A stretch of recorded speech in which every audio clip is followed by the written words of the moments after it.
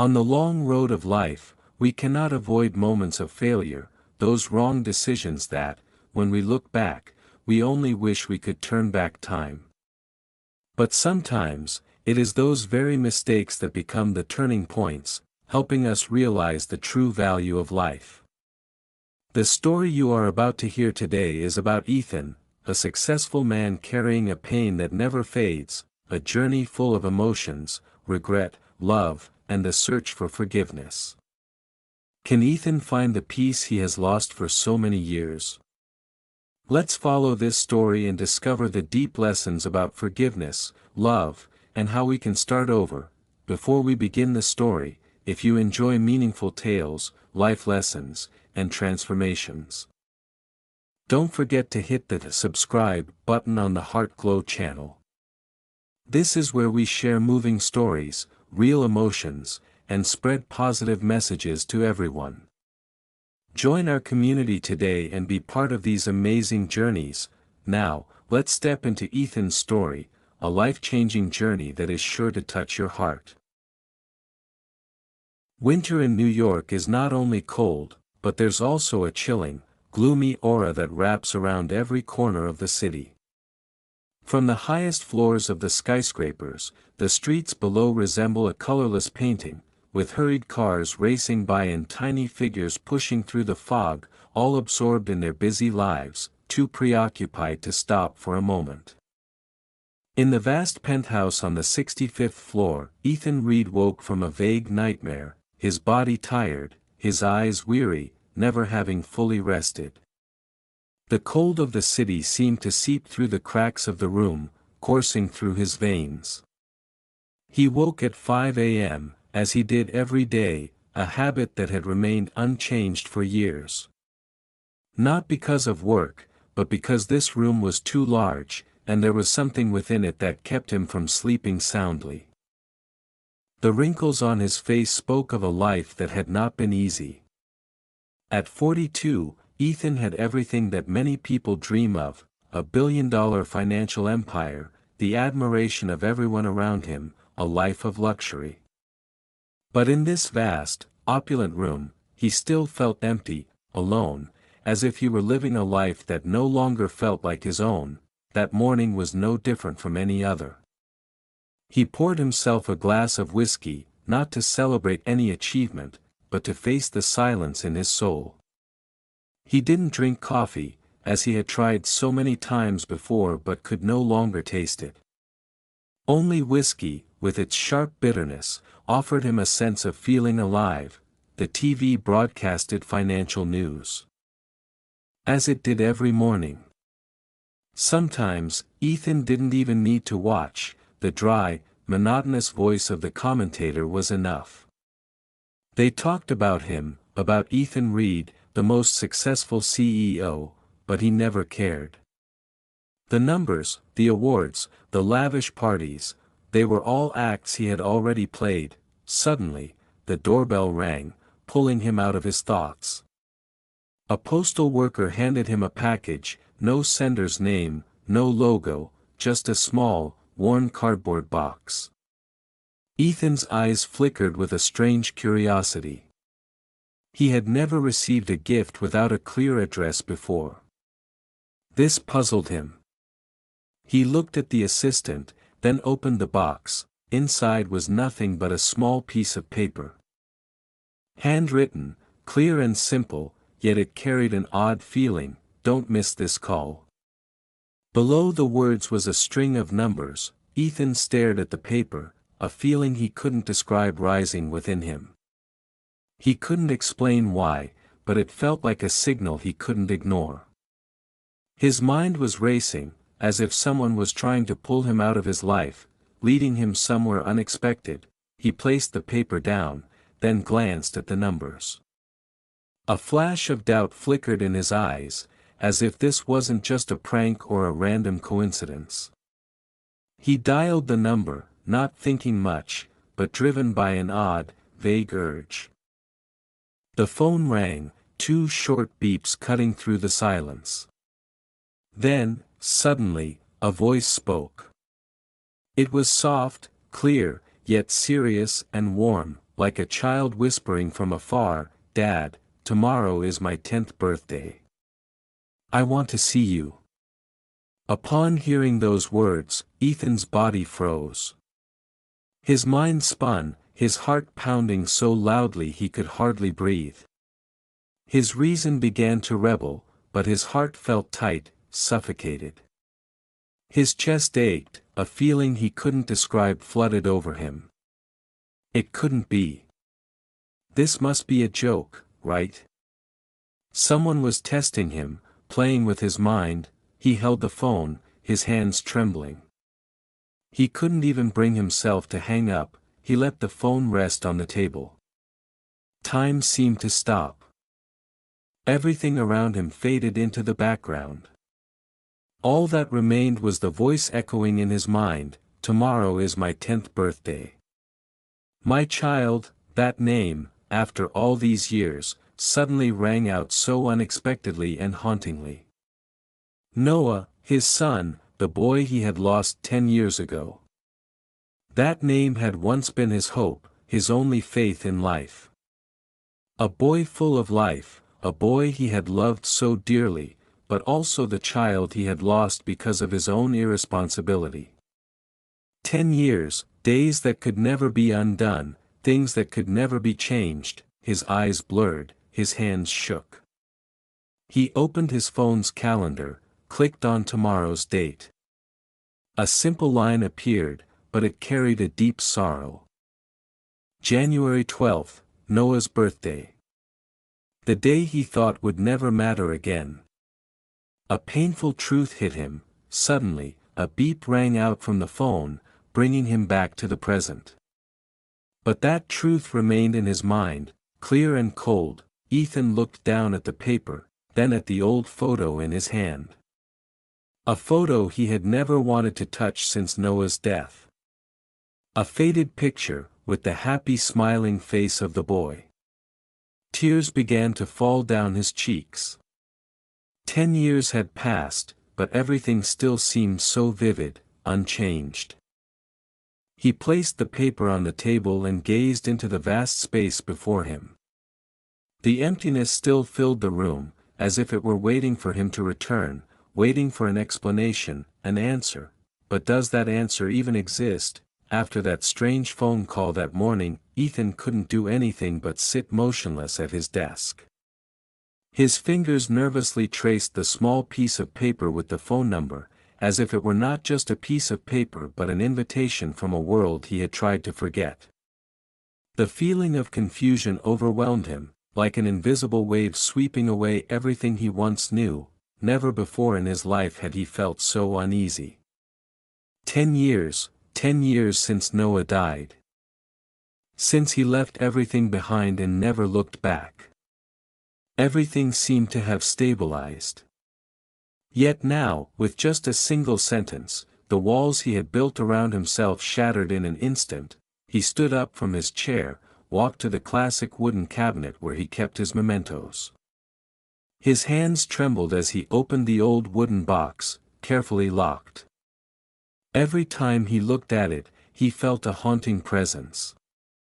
It contained painful memories that he had never dared to face. Those small objects now felt like unhealed wounds, cracks in his soul. He opened the box, and the image of Noah, the boy with bright, sparkling eyes full of hope, appeared vividly. He had always believed in his father. A belief Ethan had never deserved. The old toys, the plastic dinosaur that Noah always carried with him, were still there. Each item was a reminder of his absence during the most precious years of his son's life. Suddenly, memories flooded back. The last image of Noah he had seen, a frail boy lying in the hospital bed with eyes full of sadness, yet still clutching the plastic dinosaur tightly, as if waiting for something from him. Was he waiting for his father to save him?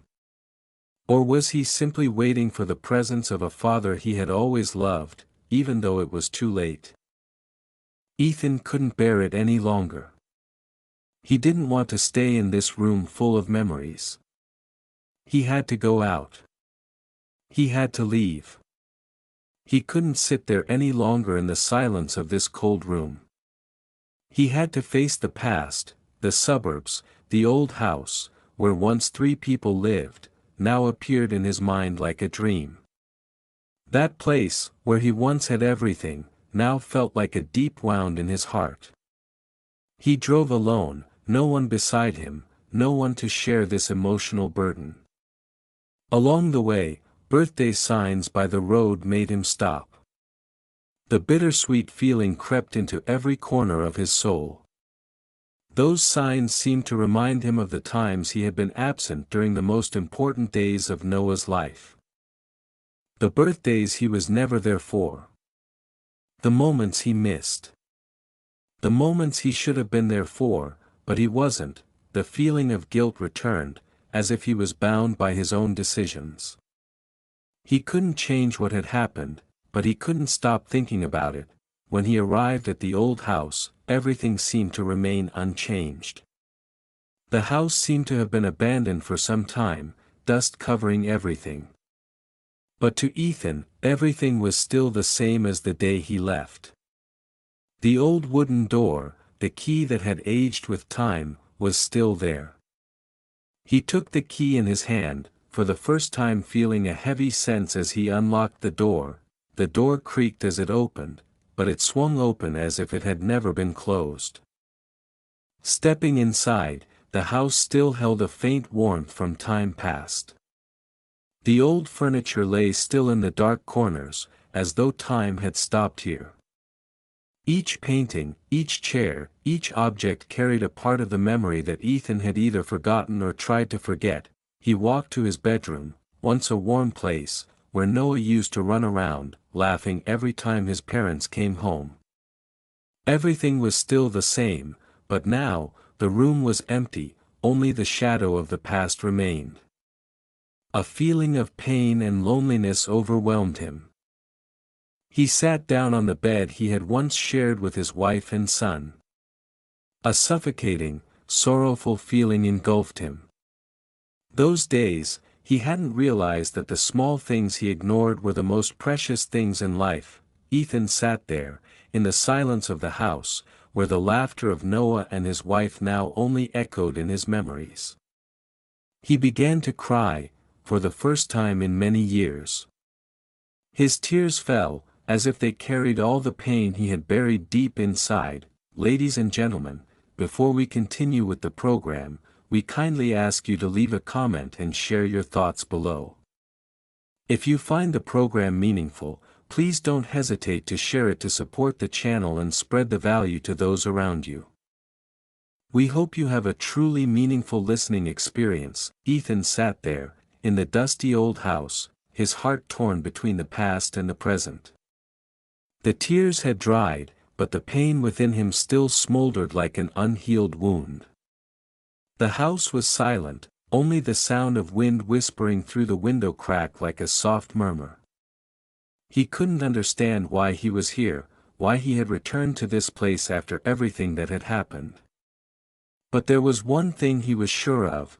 It was a feeling he had never experienced before, the sense that there was a presence, someone close by, reminding him of something important. Suddenly, a familiar smell wafted from the kitchen, the scent of birthday cake.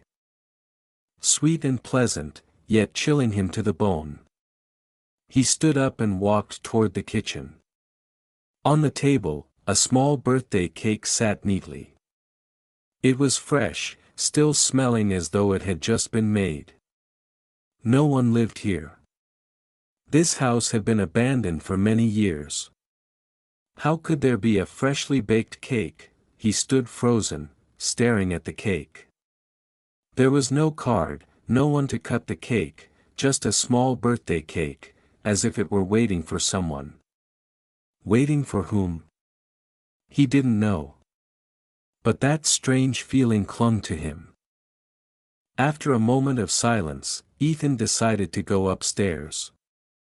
Noah's room was just as it had been the day he left, as if time had stopped here long ago.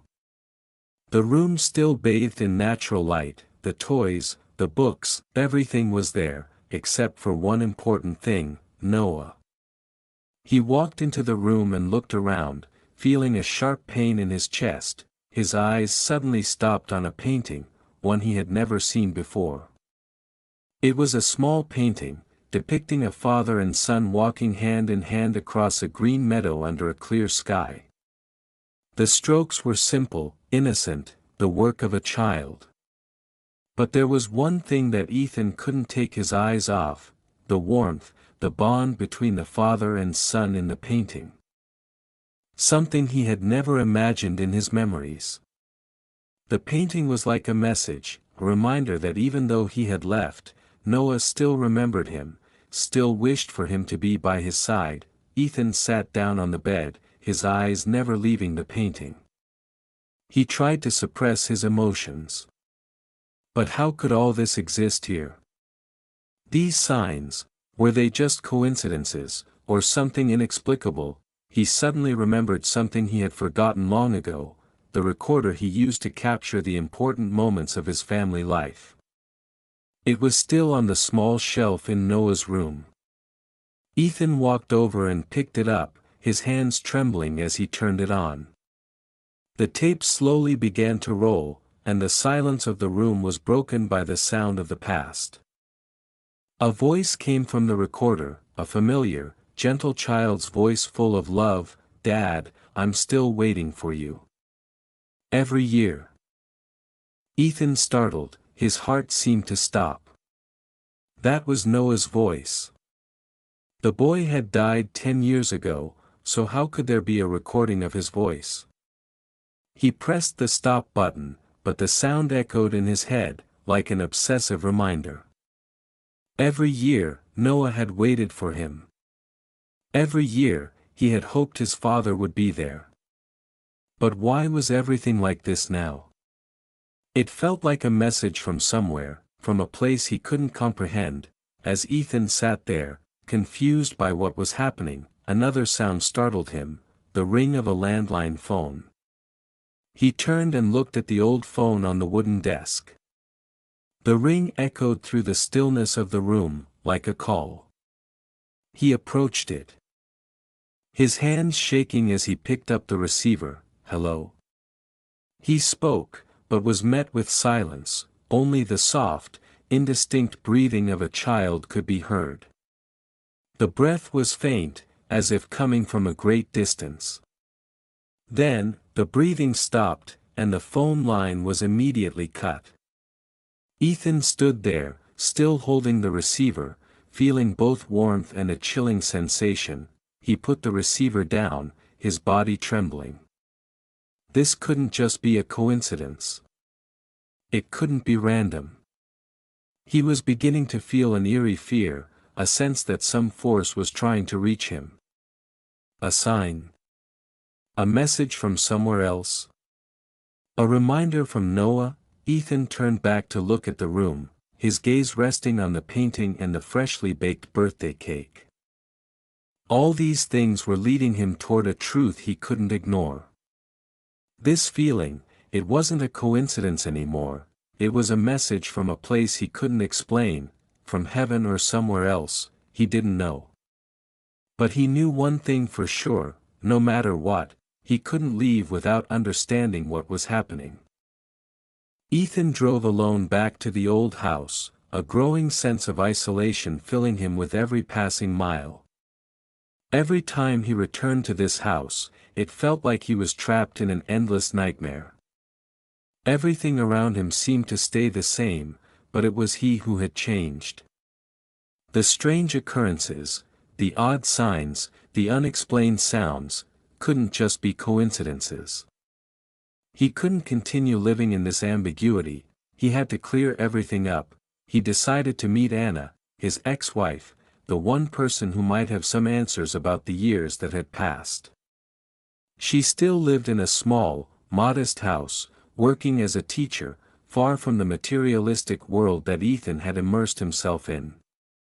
When he entered the house, the faint smell of smoke from the stove lingered in the air, creating an oddly warm atmosphere.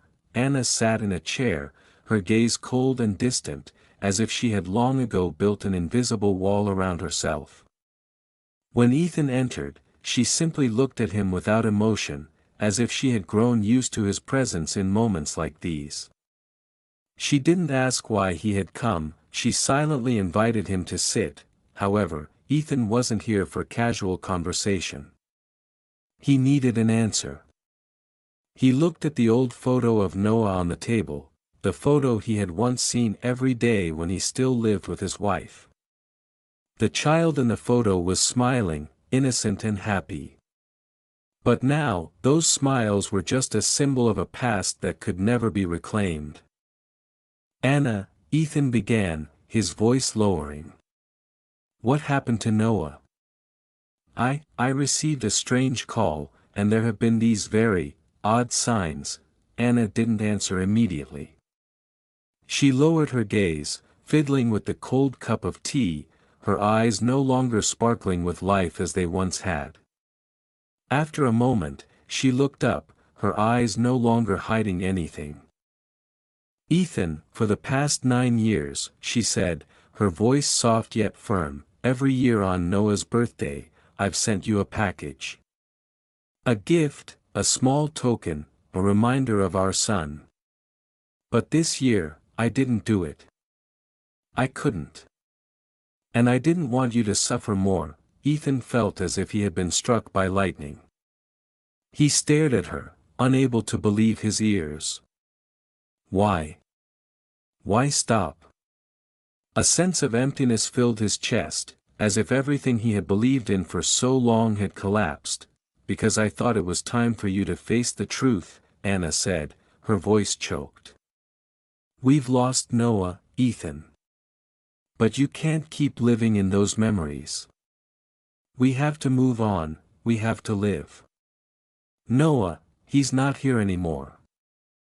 Ethan felt a deep pain, but there was also a powerful urge inside him. "But these things.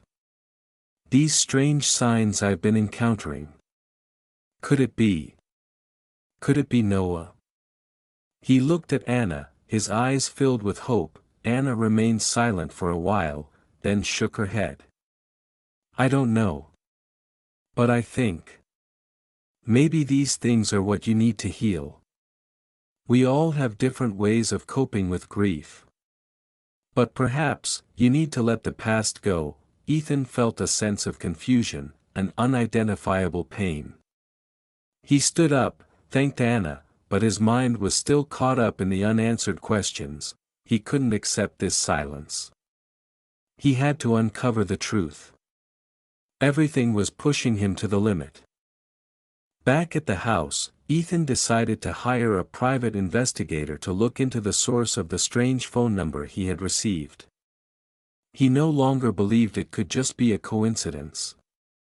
The investigator came back with news that left him even more bewildered. The phone number didn't exist in any network database. In fact, it didn't even appear in his call history. Ethan didn't know what to think. Why would a number that couldn't be traced contact him? Was it a prank, a teasing from the past that he couldn't escape? Or was there something supernatural, something beyond his understanding? To get more clarity, Ethan visited an old neighbor. She was an elderly woman who had lived in the neighborhood for many years. When Ethan asked her about the strange events recently, she frowned slightly and then told him a story that sent chills down his spine. "One day, I saw a strange little boy. He was sitting alone on the swing outside, all afternoon. I thought he was just a lost child, but when I looked back, he was gone. No trace at all. I think it was a ghost, a soul that hasn't moved on," the neighbor said, her eyes full of fear. Ethan felt his body stiffen. This story made him shiver. Now, he was even more certain that none of this was a coincidence. These signs, the calls, the strange sounds, and now the image of a child sitting on a swing, were all pointing to something greater, something deeper. He wondered, was Noah really trying to reach out to him? Or was it all just a blend of unresolved pain, memories that couldn't be denied, now manifesting as strange signs in his mind? Ethan didn't know the answer, but he knew one thing: he couldn't live with this doubt anymore. He had to find the truth, no matter how frightening it might be. Ethan lay down on Noah's bed, where he had once spent evenings filled with laughter and conversation with his son. The items in the room, once so familiar, now felt strange.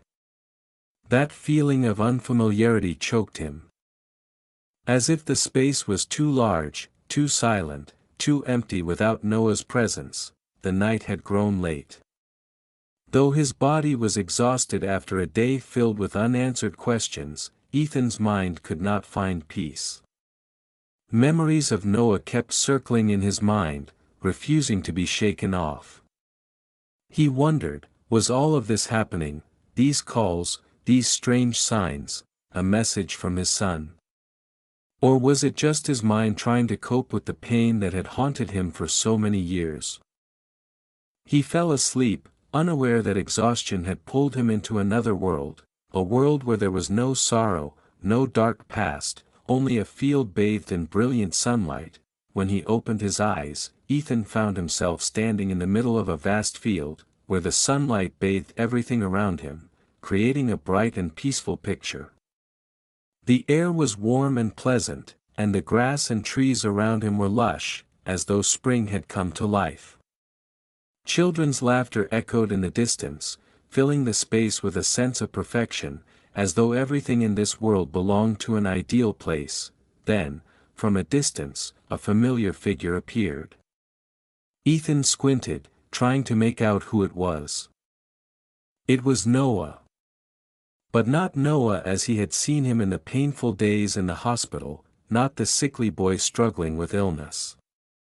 This was a healthy, joyful Noah, with no trace of pain on his face.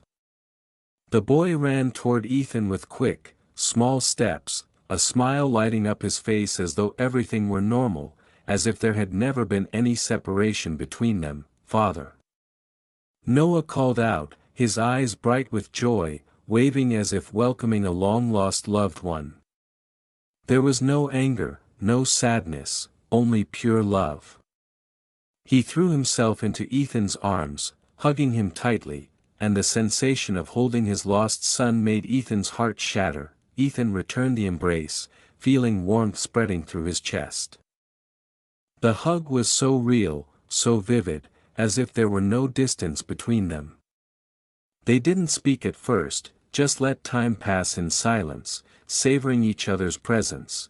After a while, Noah looked up at Ethan, his eyes still shining, and gently spoke, his voice clear but deeply profound. "Father.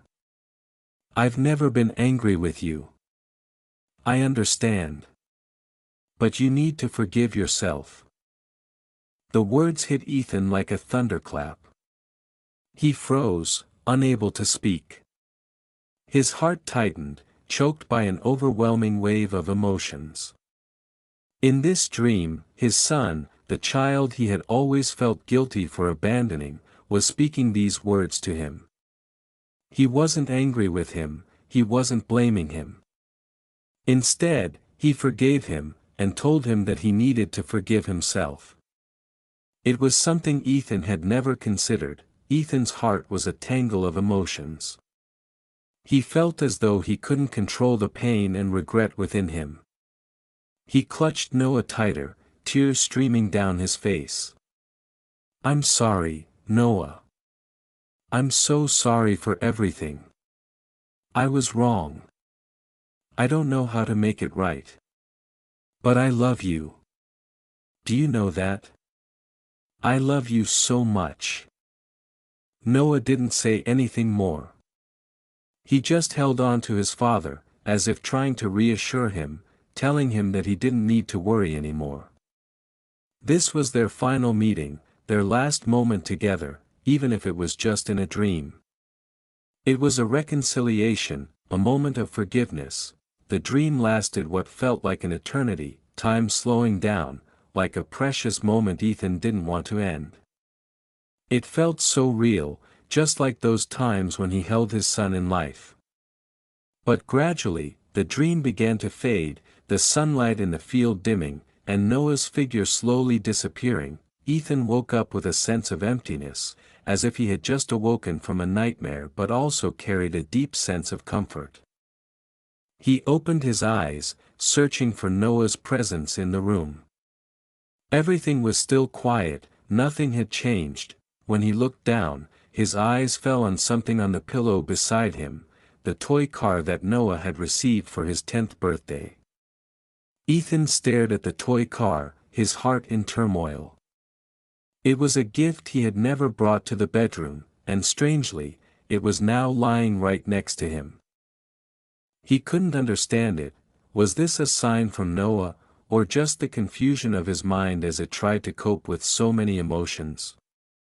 But whatever it was, he knew one thing for sure: the dream he had last night wasn't just a coincidence. It was a message from his son, a forgiveness he had always needed. Holding the toy car in his hand, Ethan gave a faint smile, tears still falling. And for the first time in many years, he felt a sense of peace in his heart. Ethan drove to the cemetery, where Noah's grave lay. His heart was full of emotions that he had long buried.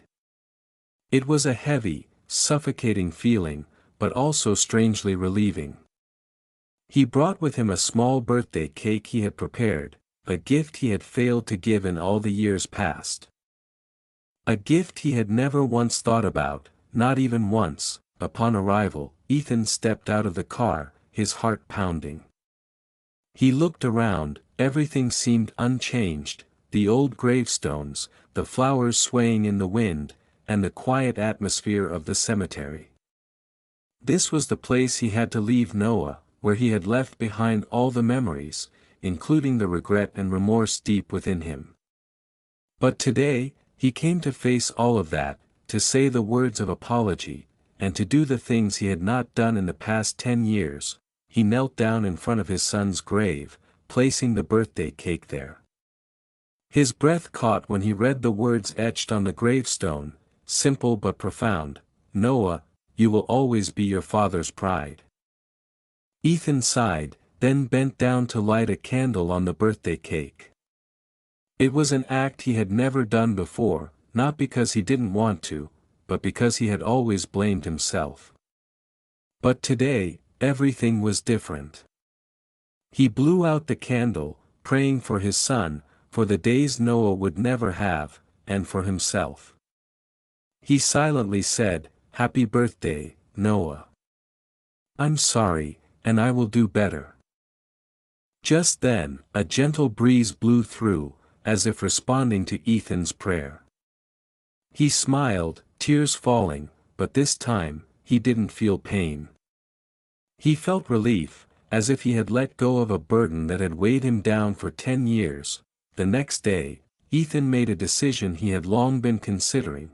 He would leave the company and step down from the role of CEO he had held for so many years. He no longer felt proud of wealth, power, or success. Those things no longer brought him joy, only emptiness and loneliness. He turned his assets into a charitable fund in his son's name, the Noah Foundation. The foundation would support children with serious illnesses, help families struggling with sickness. And especially children like Noah, children he couldn't save. Ethan felt this was the only way to make up for his past mistakes, to show the love and pride he had for his son. He wanted Noah to know that although he was no longer in this world, his life would continue to bring hope to other children. One day, while Ethan was at an orphanage, he met a boy around 8 or 9 years old. The boy came up and thanked him for the contributions made by the foundation. Ethan looked at the boy's face, and suddenly, he felt an odd stir within him. The boy's smile, bright, innocent, and somehow reminiscent of Noah, made Ethan's heart tighten, choking him, unable to speak. But then, he smiled. Gently bowed his head, and patted the boy. The boy had no idea, but it was his smile that showed Ethan that his love for Noah had never faded. It lived on in the actions he took and in every person he helped. As the days went by, Ethan began to realize that life was not just measured by money or fame. He had once thought that he could buy everything, that wealth and power could protect him from pain. But now, he understood that the truth was that love, forgiveness, and actions for others were what truly gave life meaning. One afternoon, as the sunlight gently kissed Ethan's face, he sat alone on a park bench. Today, he felt peaceful. No longer worried about work, no longer haunted by the past. He closed his eyes, took a deep breath, and let all emotions settle. In the soft breeze, he heard a sound, very faint, like a whisper in the wind, "Dad." "I'm proud of you." Ethan opened his eyes, his vision blurred with tears. He knew it was Noah's words. Not from the boy's mouth, but from his heart, from the memory, from the unconditional love he had given to his son. Once again, he felt his son's presence, right there in the peaceful space. He sat there, feeling the warm sunlight on his face and realizing, for the first time in a decade, that he could truly forgive himself. Finally, he understood that he had found the light he had always been searching for, not in material success, but in the small, priceless acts of love he gave to those around him. And in that, there was forgiveness, there was love, and there was Noah. Life is sometimes not a straight path, but a series of unexpected turns, difficult decisions, and moments of self-discovery. Ethan's story is a journey of pain, regret, and constant change, but also a journey of seeking forgiveness and peace within the soul. When the sadness of the past becomes the driving force to do good for others, Ethan found a new light in his life, not through material success, but through love, forgiveness, and actions from the heart. It is a journey we can all learn from, to face our mistakes, heal our wounds, and make the world a better place. As Ethan sat alone in the park, his son's whispers still echoed in his mind. "Dad, I'm proud of you." Those were the words he had waited for a decade, words that helped him realize that in this life, forgiveness does not only come from others but also from oneself. He had found peace, not by avoiding the past, but by facing it, learning from his mistakes, and using love to change the lives of those around him. With the Noah Foundation, Ethan began a new chapter, a chapter of love, giving, and restoration. But this is not just his story, it is a reminder that each of us can change, that each of us can create something beautiful from the wounds of the past. And if you are looking for light in your life, remember that you are the one who can make a difference. Ethan's story is a clear testament to the power of love, forgiveness, and action. We may not change the past, but we can create a better future for ourselves and those around us. If this story has touched your heart and you also wish to find peace in your life, join the Heart Glow community, where we share stories of love, life, and meaningful actions. Subscribe to the Heart Glow channel, watch inspiring videos, and together, let's spread the light of love in this world. Every story, every small action of ours can change someone's life, and who knows, you may be the light for someone else. Don't miss the opportunity to light up the world with your warm heart. Click subscribe today and let's make a difference together.